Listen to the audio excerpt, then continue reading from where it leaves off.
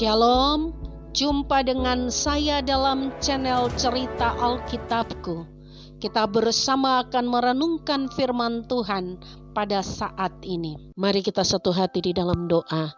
Kami sungguh merindukan sapaan firman Tuhan dalam hidup kami, yang akan terus senantiasa membaharui kehidupan kami dari hari ke hari, yang terus senantiasa bekerja di dalam kehidupan kami untuk menjadi orang yang setia dalam penantian kami, setia dalam proses hidup kami.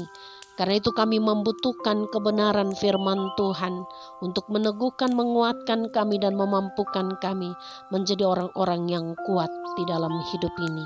Demi Kristus firman yang hidup itu kami berdoa. Amin. Bacaan kita Kejadian pasal 29 ayat 1-35 dengan tema ada proses dalam penantian kita. Dalam kehidupan ini seringkali kita berhadapan dengan berbagai tantangan. Bahkan itu dalam penantian yang panjang, bahkan kita berhadapan dengan sesuatu yang tidak kita harapkan. Namun dalam semuanya itu Allah berkarya menuntun kita menuju rencananya yang terbaik. Saat ini kita akan belajar dari kisah Yakub dalam Kejadian pasal 29 tentang kesetiaan dalam penantian dan bagaimana Allah tetap setia dalam proses hidup daripada Yakub.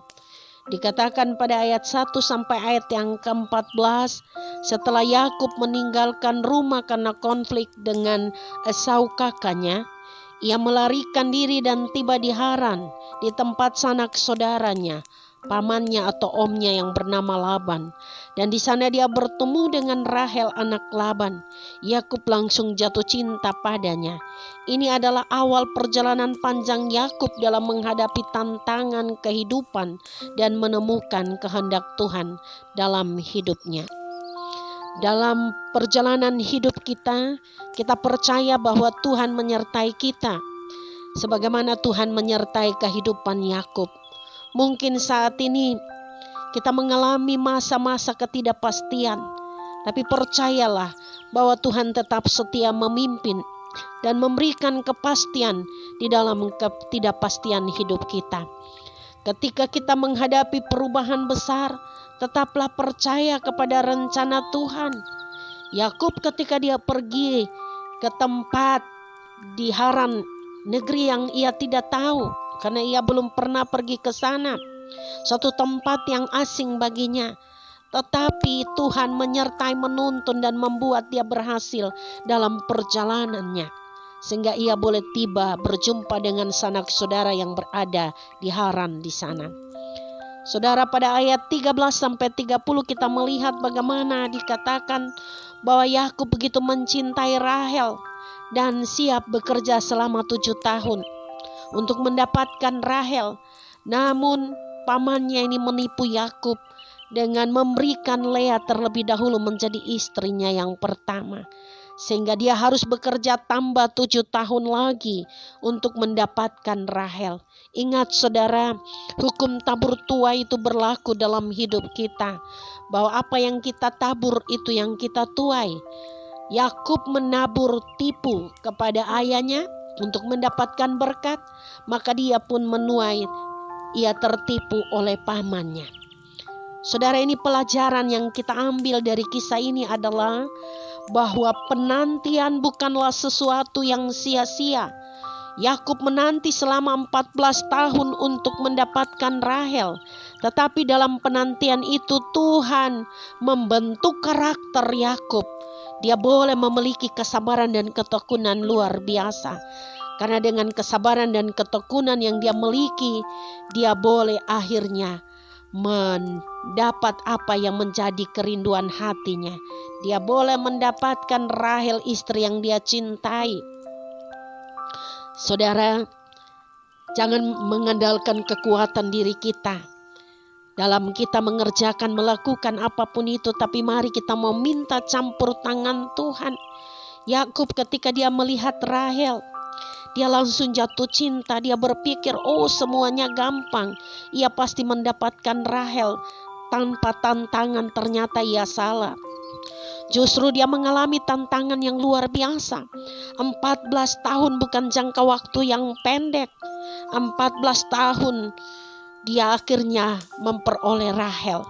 Karena itu kita mau belajar untuk minta campur tangan Tuhan dalam segala hal. Apapun yang kita kerjakan, yang kita lakukan. Saudaraku yang dikasihi Kristus, mungkin saat kita sedang berada dalam masa penantian saat ini, untuk mendapatkan jodoh, untuk mendapatkan teman hidup, untuk mendapatkan pekerjaan, untuk mendapatkan momongan dan lain sebagainya. Mari minta campur tangan Tuhan. Jangan menyerah. Percayalah bahwa Tuhan sedang bekerja dalam hidup kita. Ingat, dalam masa-masa penantian kita tidak berjalan mulus dalam menanti, karena pasti kita akan berhadapan dengan hal-hal yang tidak menyenangkan. Mungkin kita menghadapi ketidakadilan, kejahatan dan lain sebagainya, tapi jangan membalas dengan yang tidak baik. Seperti yang dilakukan oleh Yakub, ia tidak membalas ketidakadilan itu, sehingga Tuhan hadir menjadi pembela dalam hidupnya. Percayalah bahwa Tuhan ada hadir menjadi pembela dalam kehidupan saudara dan saya, dalam kehidupan kita. Pada ayat 31 sampai 35, Yakub begitu mencintai Rahel daripada Lea istri yang pertama.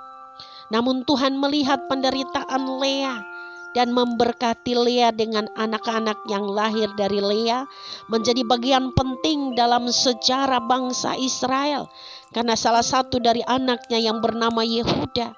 Karena dari suku Yehuda inilah lahir Raja Daud sampai kepada Tuhan Yesus Kristus. Pelajaran berharga yang kita ambil, bahwa Allah melihat, Allah peduli terhadap mereka yang terabaikan. Lea merasa tidak dicintai, tetapi Tuhan mengingatnya dan memberkatinya. Tentu rencana Tuhan itu lebih besar daripada pemahaman kita manusia.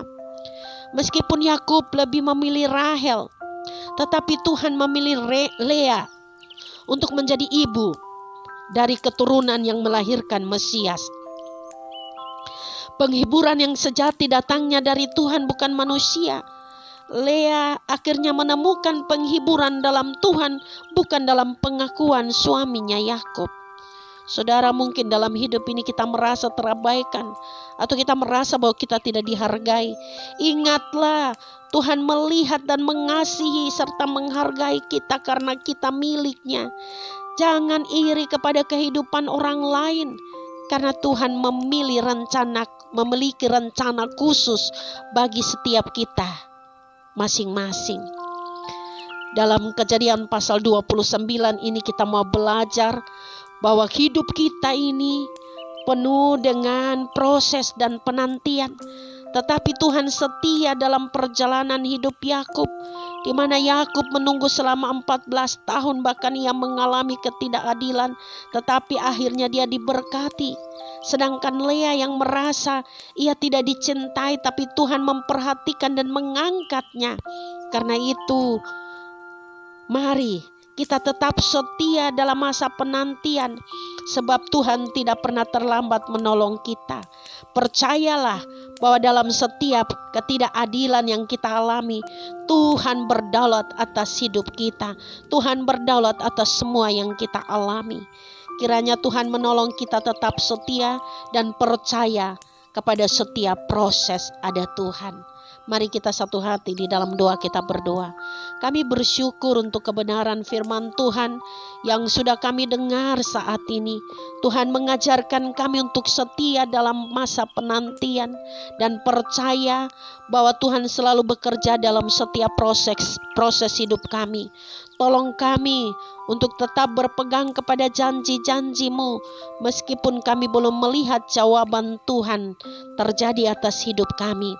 Berkatilah setiap kami, setiap langkah hidup kami, agar kami hidup sesuai dengan kehendak-Mu. Di dalam nama Tuhan Yesus kami berdoa, amin.